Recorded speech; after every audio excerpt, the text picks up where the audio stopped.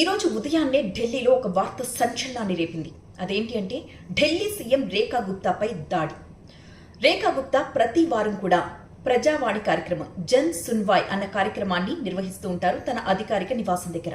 అయితే ఈ రోజు ఉదయం కూడా కార్యక్రమం ప్రారంభమైంది. చాలా మంది వాళ్ళ సమస్యల్ని చెప్పుకోవడానికి ఆమె అధికారిక నివాసం దగ్గరికి వచ్చి చేరుకున్నారు. కొంతమంది ఫిర్యాదులు ఇవ్వడం కోసం కొన్ని పేపర్స్ కూడా పట్టుకుని వచ్చారు. ఈ నేపథ్యంలో ఈ దాడి చేసిన యువకుడు ఎవరైతే ఉన్నారో 35 ఇయర్స్ యువకుడు ఆమె దగ్గరకు వెళ్లి ఎదురుగా నిలబడి తన చేతిలో ఉన్న పేపర్స్ ఇస్తున్నట్టుగా యాక్ట్ చేస్తూ ఒక్కసారిగా చెంపదెబ్బ కొట్టాడు అని చెప్పి చూసిన ప్రత్యక్ష సాక్షులు అంటున్నారు.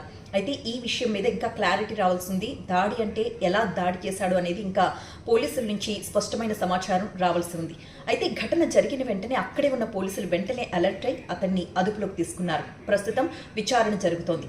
అయితే ప్రతిపక్షాలు మాత్రం దీనిపై మండిపడుతున్నాయి. ఇది పూర్తిగా సెక్యూరిటీ లోపం కాదా? ఒక సీఎంకే రక్షణ లేనప్పుడు ప్రజలకు ఏం రక్షణ కల్పిస్తారు? అలాగే మహిళలకి భద్రత ఎక్కడుంది అంటూ దుమ్మెత్తిపోస్తున్నారు.